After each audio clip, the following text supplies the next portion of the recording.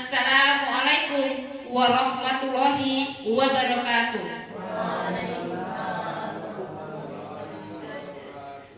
Alhamdulillahirabbil alamin wa bihi nasta'inu ala umur dunya waddin wa ala alihi washabihi rasulillahi ajmain amma ba'du.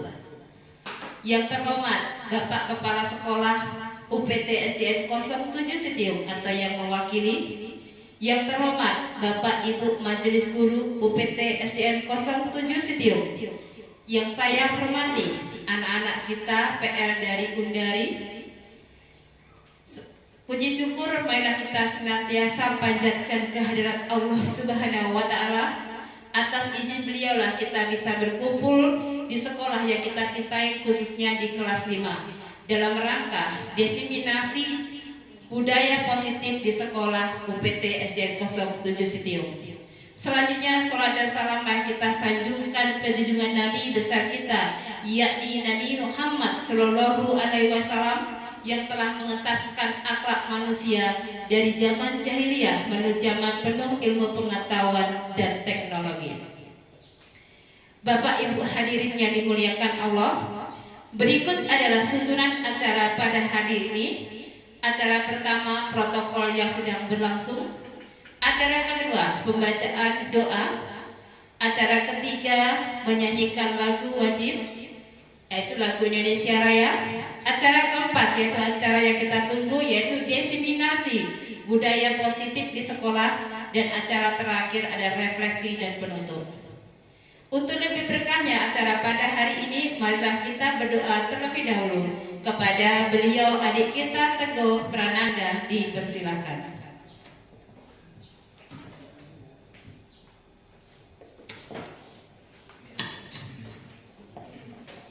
Sebelum kita memulai kegiatan, ada baiknya kita berdoa terlebih dahulu. Berdoa menurut keyakinan masing-masing. Berdoa dimulai.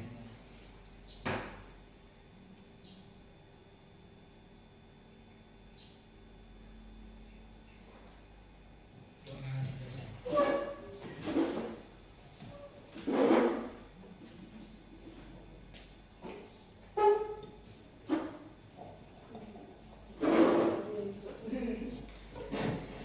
Selanjutnya memasuki acara berikutnya, yaitu menyanyikan lagu Indonesia Raya. Kepada Ibu Vera Ardianti SPD dipersilakan untuk memimpin, dan kepada hadirin semuanya dipersilakan untuk berdiri.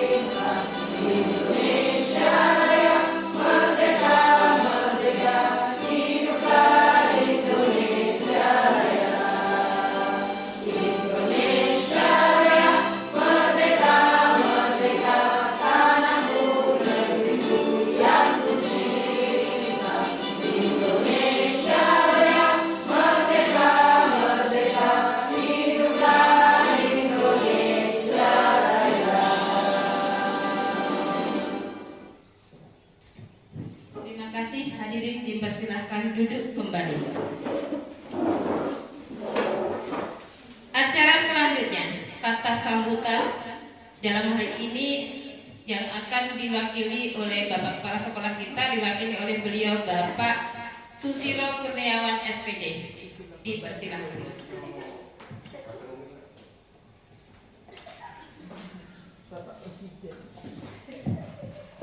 Bismillahirrahmanirrahim. Assalamualaikum warahmatullahi wabarakatuh. Alhamdulillahirabbil alamin wassalatu wassalamu ala asrofil anbiya'i wal mursalin wa ala alihi washabihi rasulillahi ajmain. Puji dan syukur senantiasa kita limpahkan kepada Allah Subhanahu wa taala yang mana telah memberikan nikmat sehat, nikmat semuanya kepada kita sehingga kita bisa berkumpul di ruangan ini untuk melakukan acara implementasi diseminasi pengimbasan pemahaman budaya positif di sekolah. Dan tak lupa pula kita aturkan sholawat beriring salam kepada Nabi kita, yakni Nabi Muhammad Sallallahu Alaihi Wasallam, yang mana beliau telah membawa umatnya dari alam kegelapan menuju alam yang penuh teknologi yang seperti kita rasakan pada saat ini. Di sini saya mewakili Kepala Sekolah UPT SDN 07 Sitiung akan memberikan sepatah dua patah kata untuk kegiatan ini. Terima kasih kepada ibu kita Ifra Deni dan kepada yang terhormat ibu-ibu guru dan adik-adik kita yang telah memberikan support kepada ibu CGB kita yang akan melakukan diseminasi pemahaman budaya positif di lingkungan sekolah kita. Sebagai perwakilan kepala sekolah dan semua dewan guru UPT SDN 07 Sitiung, sekolah sangat mendukung acara ini. Semoga acara ini terlaksana dengan lancar dan tertib, dan apa yang disampaikan dapat dipahami oleh kita semua, dapat kita implementasikan di sekolah sehingga membawa perubahan ke arah yang lebih baik yang akan memberikan dampak kemajuan kepada sekolah kita ini SDN 07 Sitiung sesuai dengan tujuan pendidikan nasional yang telah dicetuskan oleh Ki Hajar Dewantara. Mungkin sambutan dari saya cukup sekian. Saya akhiri, wabillahi taufiq wal hidayah. Wassalamualaikum warahmatullahi wabarakatuh. Waalaikumsalam warahmatullahi wabarakatuh.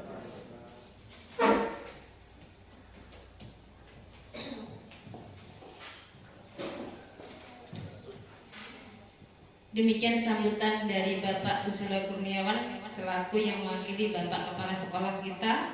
Semoga apa yang disampaikan dapat kita pahami bersama dan dapat kita implementasikan dalam dunia pendidikan, khususnya di sekolah yang kita cintai.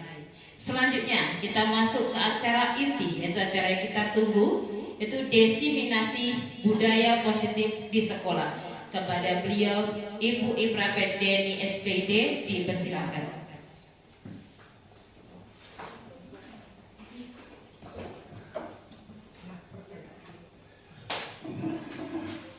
Baiklah, saya awali dengan pantun dulu ya. Nanti kita lompat pantun. Daun pepaya, daun salam, diambil dari kebun Pak Bagas. Saya ingin mengucapkan salam, tolong dijawab dengan ikhlas. Assalamualaikum warahmatullahi wabarakatuh.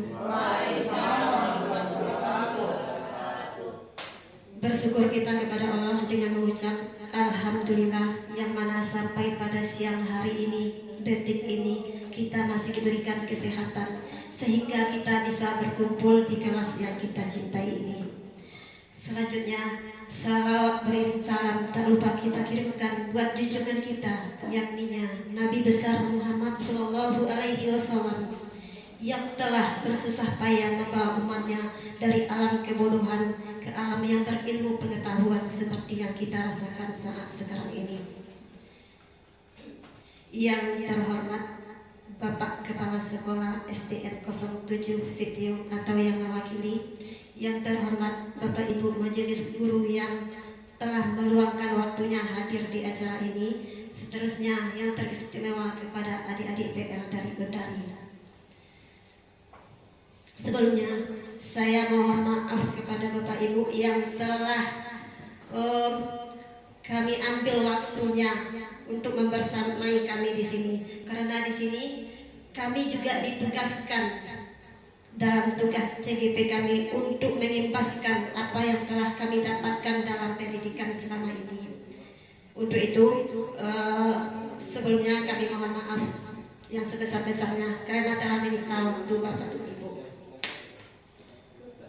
Sebenarnya Bapak Ibu, saya di sini bukan mengajari, tapi kita di sini sama-sama belajar dalam proses belajar.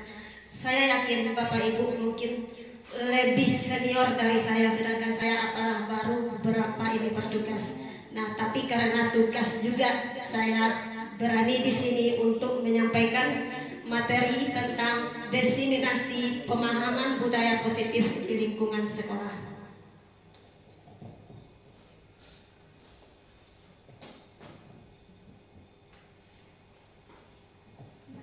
Jadi konsep inti budaya positif yaitu yang pertama perubahan paradigma pelajar, yang kedua motivasi perilaku manusia, kemudian disiplin positif, posisi kontrol guru, nilai-nilai kebajikan, keyakinan kelas, kebutuhan dasar manusia, dan segitiga restitusi. Nah, ini yang akan kita kupas selanjutnya.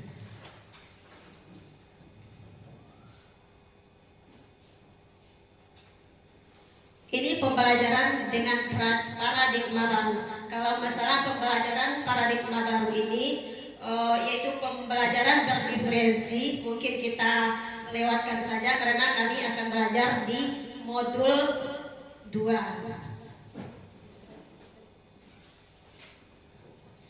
Berikut Bapak Ibu, miskonsepsi tentang teori kontrol. Miskonsepsi ini adalah kesalahan konsep kita memahami tentang teori kontrol. Yang pertama, ilusi guru mengontrol murid. Yang kedua, ilusi bahwa semua penguatan positif efektif dan bermanfaat. Yang ketiga, ilusi bahwa kritik dan membuat rasa bersalah mampu menguatkan karakter. Kemudian terakhir, ilusi bahwa orang dewasa berhak memaksa. Nah, itu tentang ilusi teori kontrol ya. Sekarang sebagai pertanyaan pemantik, saya bertanya, misalnya ibu-ibu ini punya sesuatu benda. Nah, benda tersebut ingin direbut orang lain. Bagaimana cara ibu untuk mempertahankannya?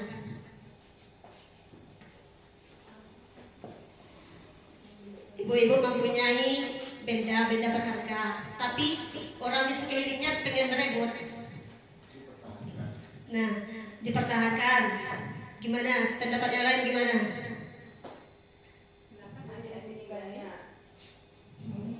Disembunyikan ya Bu ya, biar barang berharga kita tidak diambil orang lain. Nah, kontrolnya sama siapa? Kontrol benda tadi sama siapa? Nah, tentu dengan diri kita sendiri yang punya kontrol. Nah, ini kita berhubungan dengan teori kontrol tadi. Yang pertama, ilusi guru mengontrol murid. Nah, pada dasarnya kita tidak dapat memaksa murid untuk berbuat sesuatu jika kalau murid tersebut tidak mau melakukannya. Nah, kalaupun mau murid itu melakukannya, itu karena terpaksa, karena diperintah oleh gurunya. Nah, itu ilusi guru mengontrol murid. Kemudian ilusi bahwa semua penguatan positif efektif dan bermanfaat. Penguatan positif atau bujukan adalah bentuk kontrol dari segala usaha untuk mempengaruhi murid agar mengulangi suatu perilaku tertentu. Nah, contohnya kita memberikan iming-iming hadiah untuk melakukan sesuatu. Jadi murid itu mau. Nah, berarti kontrolnya masih kita. Yang kita inginkan adalah keinginan, kemauan dari murid itu sendiri. Nah, kalau ilusi guru mengontrol murid itu yang pertama tadi. Yang ketiga, ilusi bahwa kritik dan membuat orang merasa bersalah dapat menguatkan karakter. Kemudian ilusi bahwa orang dewasa memiliki hak untuk memaksa. Nah, banyak orang dewasa yang percaya bahwa mereka memiliki tanggung jawab untuk membuat murid-murid berbuat hal-hal tertentu. Nah, mengubah paradigma stimulus respon ke pendekatan teori kontrol. Dan stimulus respon realitas kebutuhan kita sama, teori kontrol realitas kebutuhan kita berbeda. Kemudian stimulus respon, semua orang melihat hal yang sama. Kalau menurut teori kontrol, setiap orang memiliki gambaran yang berbeda. Kemudian kita mencoba merubah orang agar berpandangan sama dengan kita. Menurut teori kontrol, kita berusaha memahami pandangan orang lain tentang dunia. Sekarang kita masuk ke disiplin positif. Disiplin positif berasal dari kata disiplina yang artinya belajar. Disiplin mengacu pada disiplin diri yang memiliki tanggung jawab terhadap apa yang dilakukannya berdasarkan nilai-nilai yang diyakini. Disiplin positif merupakan salah satu cara penerapan disiplin yang bertujuan untuk menumbuhkan kesadaran serta memberdayakan peserta didik tanpa imbalan atau penghargaan atau hukuman. Jadi yang kita tujukan sekarang itu adalah disiplin positif yang berasal dari keyakinan anak-anak itu sendiri, bukan karena paksaan, bukan karena imbalan. Nah, bagaimana cara kita membuat keyakinan itu kepada anak didik kita? Nah, sebagai contoh kita sehari-hari, ibu-ibu pergi keluar memakai helm. Apa tujuan ibu-ibu memakai helm? Kenapa mau? Nah, untuk keselamatan. Jadi itu kan sudah keyakinan dari diri kita untuk keselamatan kita. Dan juga kenapa ibu mau memakai masker? Untuk kesehatan, kebersihan. Nah, tanpa dipaksa, tanpa disuruh pun kita mau, karena udah ada keyakinan dari diri kita. Nah, itu juga yang kita harapkan terjadi pada murid-murid kita, keyakinan dalam dirinya untuk melakukan hal-hal yang positif. Selanjutnya, nilai-nilai kebajikan. Yang pertama, nilai-nilai kebajikan adalah sifat-sifat positif manusia yang merupakan tujuan mulia yang ingin dicapai setiap individu.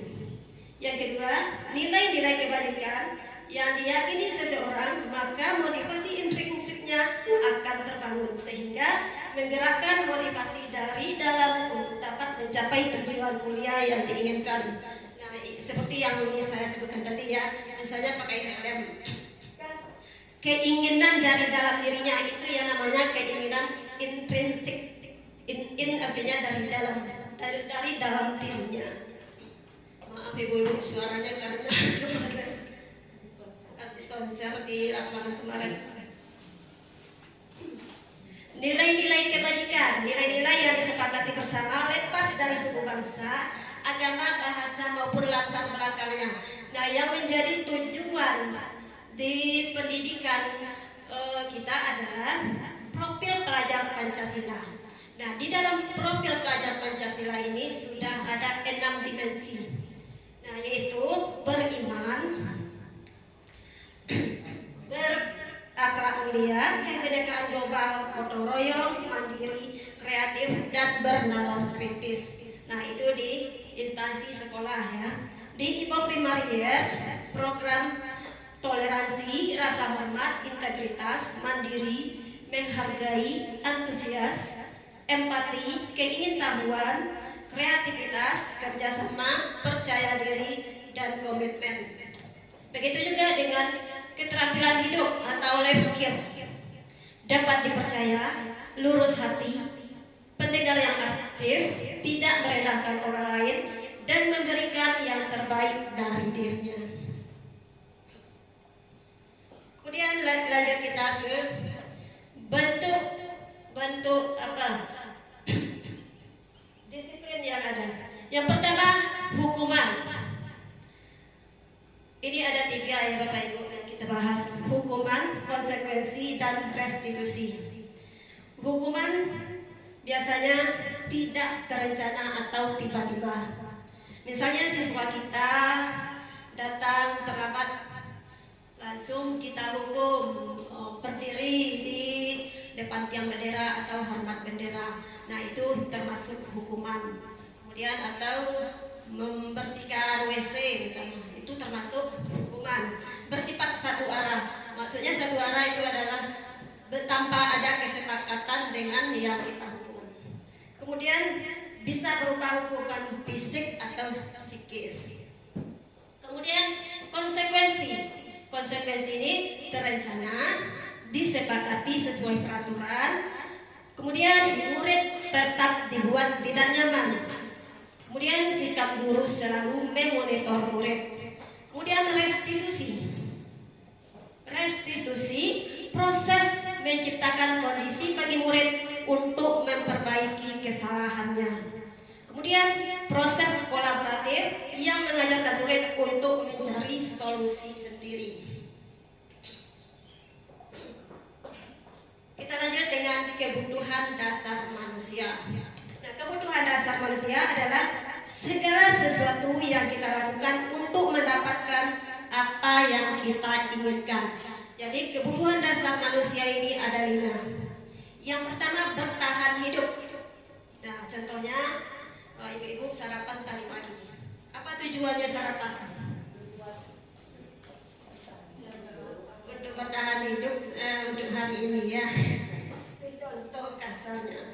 Jadi bertahan hidup, makan, pakaian, tempat tinggal, itu kebutuhan dasar manusia yang pertama. Yang kedua, kasih sayang dan rasa diterima. Nah, kasih sayang ini termasuk kebutuhan dasar kita. Misalnya di satu lingkungan di sekolah, tentu kita punya rasa ingin diterima. Seandainya kita dikucilkan ke bagaimana? Nah, itu kan membuat kita tidak nyaman. Begitu juga dengan anak didik kita. Perlu kadang-kadang dia kurang perhatian di rumah, kadang-kadang dia melepaskannya dengan gurunya di sekolah. Nah, jadi rasa ingin diterimanya itu kita perlu peka terhadap anak didik kita. Kemudian penguasaan, harga diri, keinginan untuk dianggap, memimpin, berprestasi, diakui dan didengar. Selanjutnya kebebasan, mandiri, memiliki pilihan, mencoba hal baru, mampu mengendalikan arah dirinya. Kemudian kesenangan. Jadi kesenangan ini memang kebutuhan dasar kita juga ya. Bermain, humor, antusiasme, dan tertawa. Jadi kesenangan itu memang perlu bagi kita. Karena di sela-sela kesibukan kita sehari-hari, rutinitas kita dengan padatnya jadwal kegiatan kita, pasti kita butuh refreshing, butuh kesenangan untuk melepaskan segala pikiran kita dari rutinitas sehari-hari. Kemudian kita lanjut dengan motivasi perilaku manusia. Nah, perilaku manusia ini tentu punya motivasi. Dia melakukan sesuatu karena ada tujuannya. Bisa kadang-kadang untuk menghindari ketidaknyamanan atau hukuman. Nah, misalnya anak-anak itu datang ke sekolah lebih awal. Nah, apa tujuannya? Kadang-kadang memang tujuannya bisa dari dalam dirinya sendiri karena tidak ingin ketinggalan. Nah, kadang-kadang bisa jadi tujuannya karena tidak ingin dihukum. Nah, ada juga bertujuan karena ingin mendapatkan penghargaan, disanjung-sanjung oleh guru misalnya. Nah, jadi itu perilaku manusia, tergantung tujuannya. Kemudian untuk mendapat imbalan, penghargaan dari orang lain, nah, dan untuk menjadi yang mereka inginkan. Nah, yang kita inginkan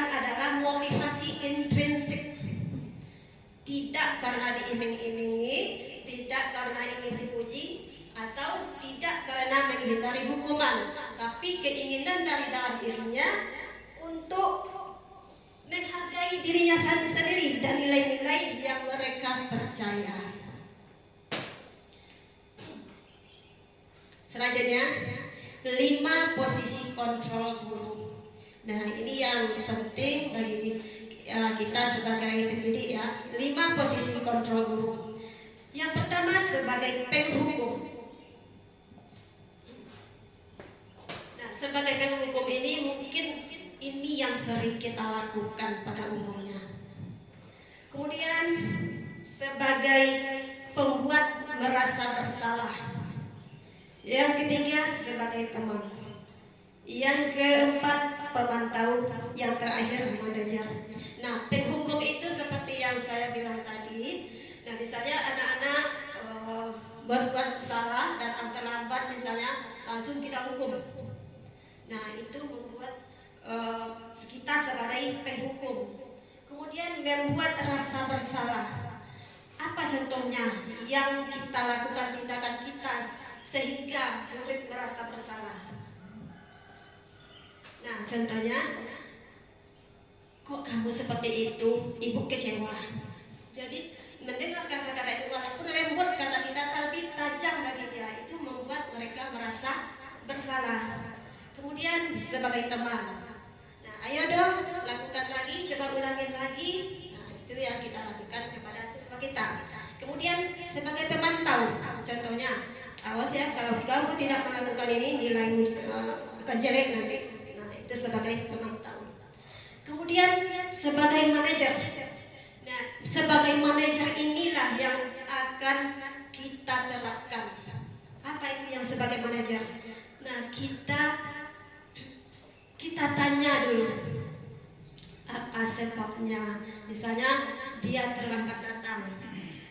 Nah, dia terlambat datang kan? Kenapa terlambat datang? Nanti jawabnya kan, mungkin ibu juga pernah mengalami seperti itu. Wajar sebagai manusia terlambat datang. Mungkin orang tuanya belum masak atau lambat tidur semalam. Nah, kemudian kita lanjutkan, kita gali dia terlebih dahulu anak ini. Nah, setelah dia mencurahkan semuanya apa kendalanya, nah kita menyerahkan solusi kepada dia. Nah, kalau begitu, adakah nilai keyakinan kelas yang dilanggar? Nah, bagaimana solusinya nanti kalau ada keyakinan kelas dilanggar? Nah, ini berhubungan dengan keyakinan kelas lagi ya. Nah, keyakinan kelas itu sebaiknya Bapak Ibu kita buat sebelum awal tahun ajaran. Kenapa keyakinan kelas atau bukan aturan kelas?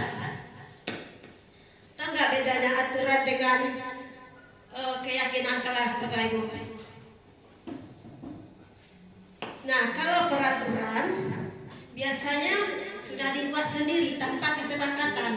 Nah, kalau keyakinan kelas kita membuatnya berdasarkan musyawarah bersama dengan siswa-siswa. Nah, jadi kalau kita terapkan keyakinan kelas itu, nah maka anak-anak berusaha dia itu untuk melaksanakan apa yang telah mereka musyawarahkan bersama di kelas. Nah, kemudian selanjutnya yang kita bahas tadi, restitusi.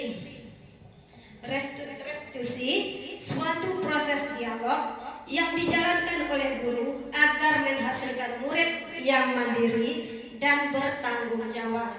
Nah, restitusi tadi kan yang bersalah kita ketahui, kita dalami apa masalahnya sehingga akan menghasilkan solusinya nanti. Solusinya kita tawarkan ke dia. Apa solusinya? Misalnya dia terlambat datang ke sekolah.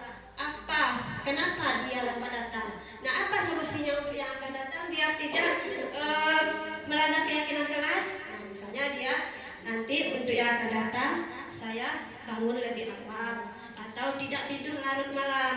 Nah, kita ajak dia berdiskusi. Nah, dalam restitusi ini yang pertama kita menstabilkan identitas. Nah, contohnya yang berbuat salah itu ya, berbuat salah itu wajar, itu kata-kata kita kan, untuk menstabilkan identitasnya terlebih dahulu. Nah, ibu bapak juga pernah melakukan itu. Ibu bapak tidak mau mencari siapa yang salah, tapi ibu bapak ingin mencari solusi dari permasalahan ini. Kamu berhak merasa begitu. Nah, modal seperti itulah kata-kata kita untuk menggali informasi dari dia ya, untuk memvalidasi tindakannya. Kemudian setelah itu menanyakan keyakinan. Apa keyakinan kelas kita? Nah, kan sebelumnya di awal-awal pembelajaran kita membuat keyakinan kelas. Nah, kalau dia melanggar, nanti kita tanyakan aja apa keyakinan kelas yang dilanggarnya. Nilai-nilai apa saja yang telah disepakati bersama. Misalnya dia mencoret dinding misalnya. Nah, terus kita tanya, waktu membuat kesepakatan kelas biasanya kan tidak menjaga kebersihan. Nah, kita tanya nilai keyakinan kelas apa yang telah dilanggar. Nah, jadi terus kita tanyakan apa solusinya dari dia. Dan itu mungkin disiplin positif yang bisa saya sampaikan. Nah, dalam penerapan disiplin positif, hendaknya guru memiliki standar kepribadian profesional dan sosial yang baik, di mana guru mampu merefleksi dirinya dalam posisi kontrol saat ini. Bagaimana perjalanan dirinya sebagai among atau manajer yang menuntun murid-muridnya menjadi insan yang mandiri, merdeka dan bertanggung jawab. Nah, mungkin itu penyampaian dari saya. Selanjutnya adalah sesi tanya jawab.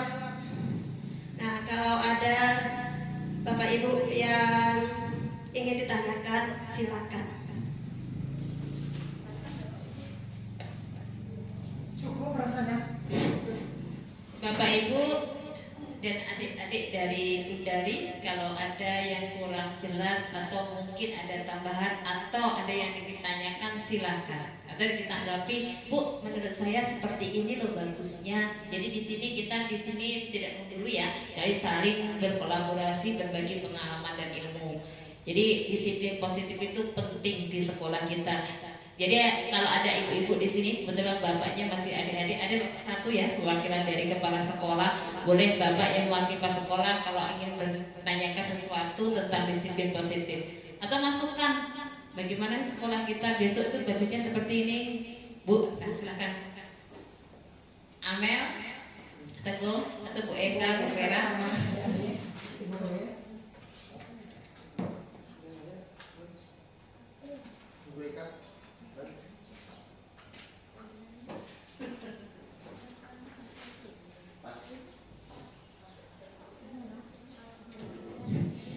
Mungkin saya sedikit bertanya di sini.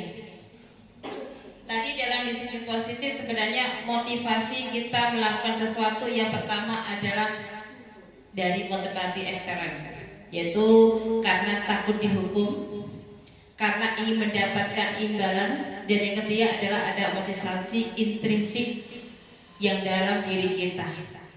Nah, untuk menghindari kita tidak memberikan hukuman ke anak didik itu sangat susah sekali, karena karakter anak didik sekarang itu sangat luar biasa.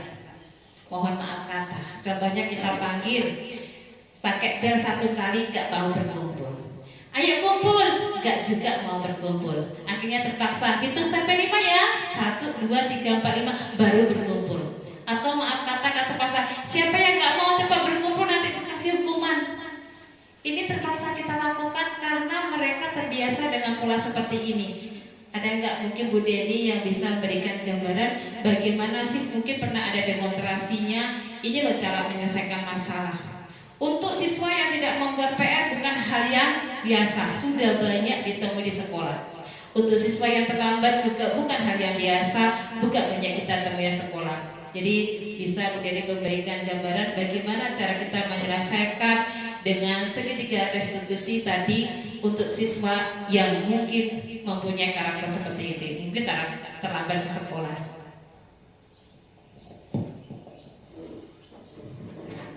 Terima kasih atas pertanyaan Bu Mari, pertanyaan yang sangat menarik bagi saya karena pada umumnya kita mengalami hal yang sama di sekolah karena zaman sekarang beda dengan zaman dahulu.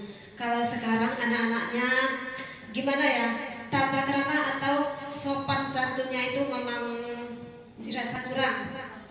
Kenapa begitu? Mungkin karena pengaruh lingkungan keluarga atau bisa jadi kurang perhatian dari keluarga, lingkungan terdekatnya, dan kebebasan yang lebih utama. Bebas menggunakan HP misalnya, dan dia bisa mengakses segala macam apa saja. Dan anak-anak pada usia sekolah dasar itu prinsipnya adalah meniru apa yang mereka lihat. Kadang-kadang bahasanya kotor. Saya sebagai guru di sini kan sering dengar tuh bahasa-bahasa anak-anak. Bahasa-bahasa anak-anak main game mungkin adik-adik ini lebih tahu. Nah, kadang-kadang memang nggak pantas kita dengar. Nah, untuk mengatasi hal ini memang guru lebih ekstra dalam mengawasi anak. Nah, yang saya bilang di sini tadi lebih baik posisi manajer kita laksanakan. Tapi kalau tidak bisa sebagai posisi manajer, bisa kita memberikan merangkap dengan jadi posisi kontrol teman, pembuat rasa bersalah atau pendukung sekaligus. Boleh Bu, tidak harus posisi manajer karena itu kan tergantung sesuai kontrak, sesuai situasi, kontrak alam, kontrak zaman yang kita pakai. Jadi sesuai situasi dan keadaan yang kita gunakan. Tapi yang lebih diutamakan di pendidikan ini memang posisi manajer. Tapi kalau nggak bisa dengan posisi manajer, ya bagaimana lagi? Terpaksa kita menggunakan posisi kontrol yang lain. Kita gabung aja, kita rangkap saja. Mungkin demikian Ibu Marni atas penjelasan saya. Atau ada lagi dari Bapak Ibu, silakan. Kita berbagi di sini. Saya tidak menggurui, saya juga masih dalam proses belajar. Kalau ilmu masih jauh. Nah, bagi adik-adik atau ibu silakan bertanya kalau ada yang kurang dipahami dalam penjelasan saya tadi. Bagaimana Bapak Ibu semuanya, dan juga terima kasih atas penjelasannya tadi ya Bu Deni ya. Jadi intinya posisi manajer, kalau manajer nggak bisa memunculkan motivasi dari diri siswa itu, nggak bisa dengan cara pendekatan secara inklusif ya. Inklusif itu maksudnya seperti ini, kita dekati dia, kenapa sih dia melatar belakangi hal tersebut. Dia itu kita tanyakan ke pihak orang tuanya, kenapa sih dia seperti itu, baru nanti kita posisi sebagai pembuat rasa bersalah. Tapi dengan catatan jangan di depan khalayak umum. Contohnya seperti ini, Rido, kenapa kamu terlambat? Setiap hari terlambat. Dan itu kita tekankan di depan temannya, itu akan membuat siswa langsung down. Itu sebenarnya nggak boleh sama sekali.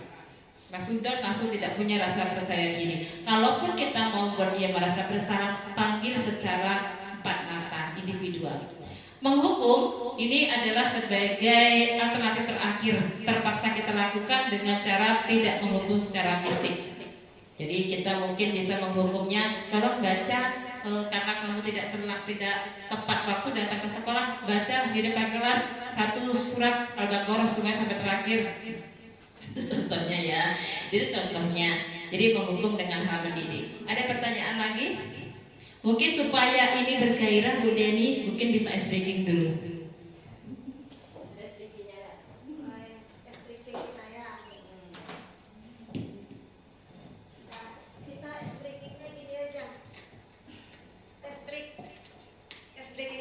Dengan kata-kata saja ya, yang didengarkan permainan kata lah istilahnya ya. Nah, sekarang Ibu nanya. Nah, perhatikan semuanya ya. Nah, ini gajah, yang ini ayam, kalau yang ini kerbau. Ini Gajah, ayam, kerbau. Ya semangat.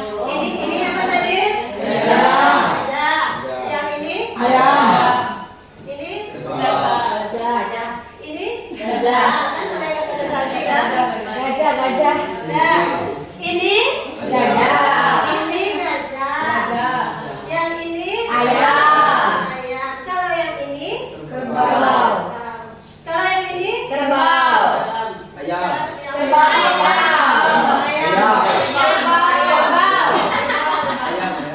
Ayam kerbau.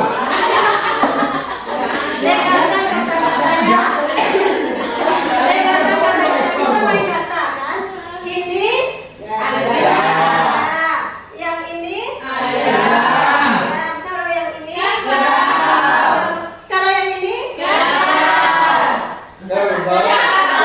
Kalau yang ini kerbau. Udah mulai Pak Maman. Ini ini Gajah. mau jalan apa? Oh, Ya kerbau yang kerbau di sini. Kerbau. Yang gambar kerbau. oke sekali lagi ya. Ini Gajah. kalau gajah. Ini Gajah. gajah. Yang ini Ayam. kalau yang ini Kerbau. yang ini Ayam. yang ini Ayam. Ayam. Ayam. Nampak pahlawan gendut. Kerbau. ini Mereka bilang yang ini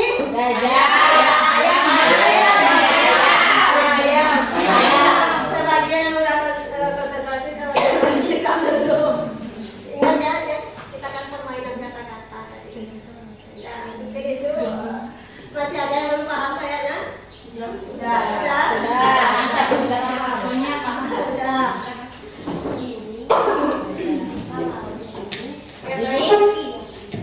Baik Bapak Ibu, apa nggak ada lagi pertanyaannya?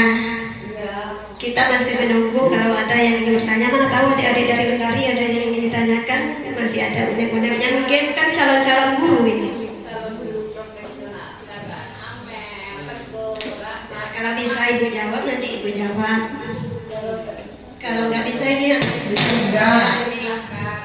Kita limpahkan, kita cari solusi bersama. Kalau nggak bisa, itu namanya kita berkolaborasi.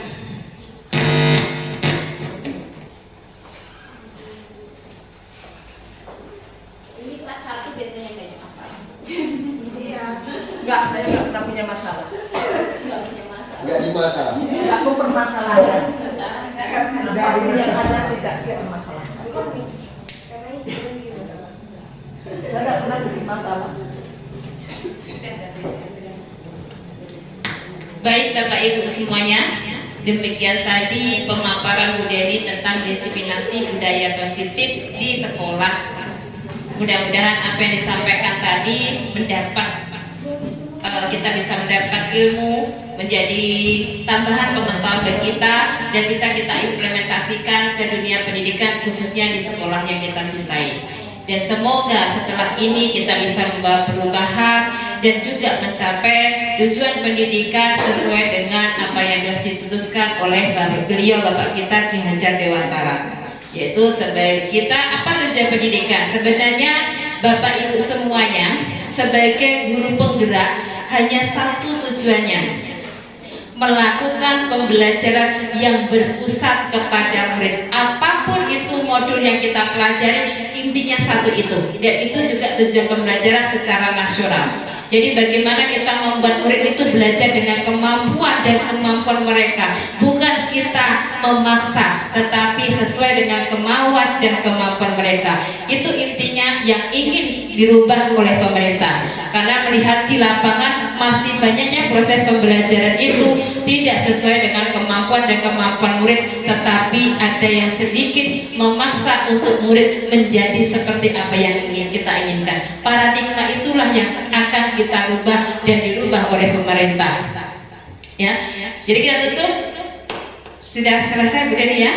Dan saya di sini sebagai pembawa acara, mungkin dari beberapa kata tadi ada yang kurang berkenan, mohon dimaafkan. Saya akhiri. Wabillahi taufiq wal hidayah. Wassalamualaikum warahmatullahi wabarakatuh.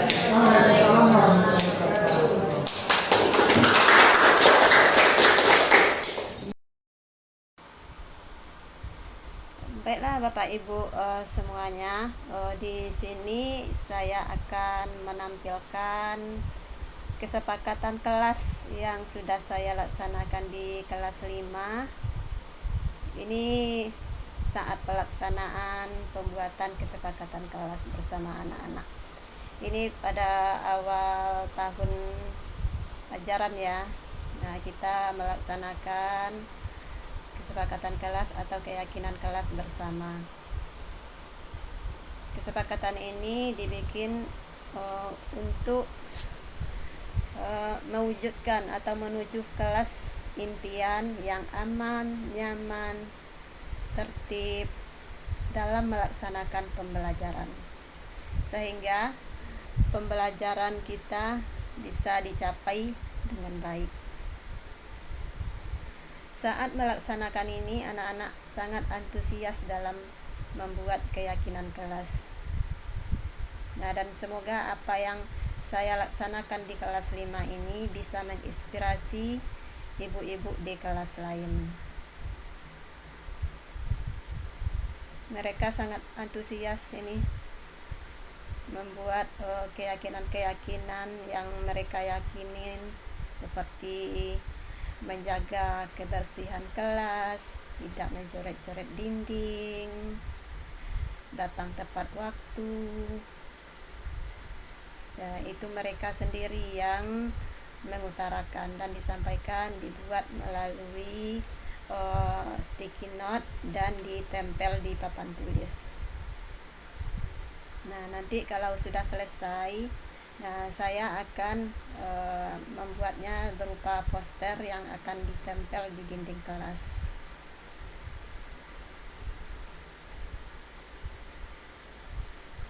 Anak-anak sangat senang melaksanakannya.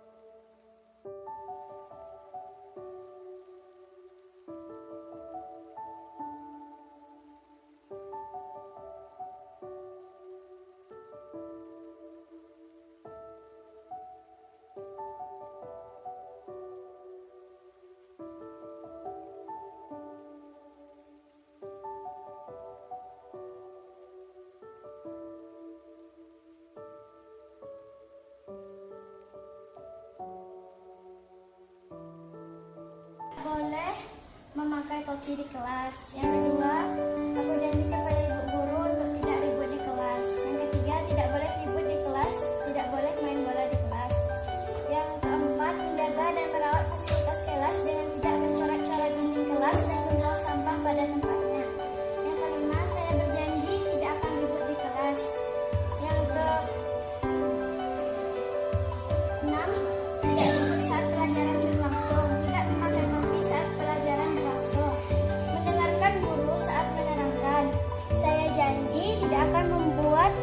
keributan, tidak membuli teman, melaksanakan tugas kelas, tidak boleh berkelahi, PR harus dikerjakan, tidak membuang sampah sembarangan, melaksanakan tugas kelas dan datang tepat waktu. Saya tidak akan ribut di kelas dan saya tidak mengulanginya lagi. Aku berjanji agar tidak ribut dan main-main saat pelajaran akan dimulai. Aku janji tidak akan ribut di kelas. 1. Tidak membuang sampah sembarangan. 2. Tidak ribut. Selanjutnya menjaga kelas, belajar dengan tertib, hormat dan sopan kepada guru, tidak boleh membuli teman, dan yang terakhir tidak boleh mencoret-coret diri.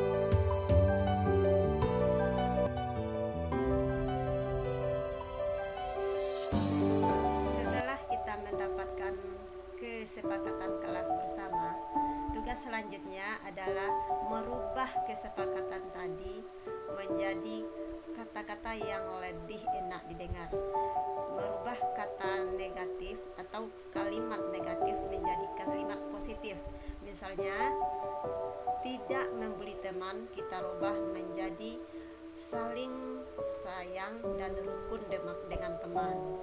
Dan tidak mencoret-coret dinding, kita rubah dengan menjaga kebersihan lingkungan. Itu artinya kita merubah kalimat negatif menjadi kalimat positif. Nah, dan inilah beberapa keyakinan kelas yang kami dapatkan di kelas 5. Keyakinan kelas ini tidak perlu kita buat banyak-banyak. Tujuannya agar mudah diingat bagi siswa-siswi kita di kelas. Keyakinan yang kita dapatkan, yang pertama, berdoa sebelum dan sesudah belajar, disiplin waktu dengan datang lebih awal, menjaga kebersihan lingkungan, sopan dan saling sayang sama teman, dan belajar dengan riang dan gembira. Nah, itulah kesepakatan atau keyakinan kelas yang kami dapatkan di kelas 5. Semoga Bapak dan Ibu wali kelas di kelas lain semoga bisa menerapkan atau membuat keyakinan kelas sebelum memulai tahun pelajaran, agar anak-anak mengerti dan bisa meyakini apa yang telah disepakati sebelum memulai pembelajaran. Baiklah Bapak Ibu semuanya, selain keyakinan kelas yang telah saya laksanakan di kelas, saya juga telah melaksanakan proses segitiga restitusi dengan siswa yang bermasalah. Saya menyelesaikan masalah anak dengan menggunakan metode segitiga restitusi. Sapa kemarin ada tugas kelompok kan? Ibu dengar dari Inaya, Sapa nggak ikut kerja kelompok. Kenapa? Apa capek, malas, atau gimana? Nah, Ibu tahu semua itu wajar bagi manusia. Kadang kita ada rasa capek, ada rasa malas, ada suntuk dan lain-lainnya. Terus kenapa? Saya tuh nggak suka sekelompok sama Inaya, Bu. Gitu ya. Kenapa nggak suka sama Inaya? Dia tuh suka ngatur-ngatur aja, Bu. Dia suka ngatur. Nah, kalau begitu, kira-kira ada nggak keyakinan kelas yang dilanggar?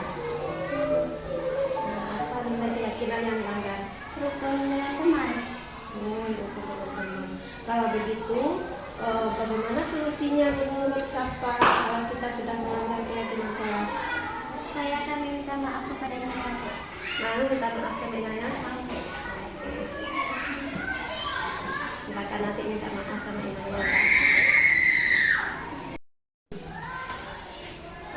Ezi, tadi pagi Ezi datang terlambat ya.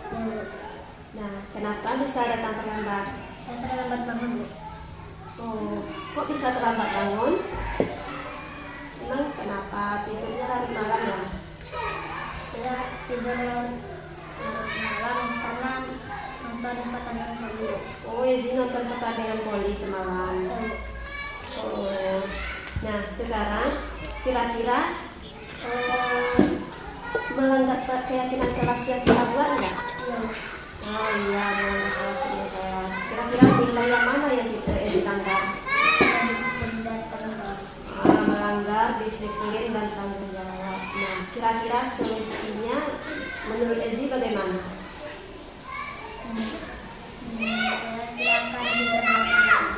Oh, jadi besok-besok Ezi tidak tidur larut malam lagi ya, biar tidak datang terlambat. Nah, jadi untuk yang akan datang Ezi harus tidur tepat waktu ya, biar tidak terlambat ke sekolah. Oke? Assalamualaikum warahmatullahi wabarakatuh. Perkenalkan, nama saya Savana dari kelas 5.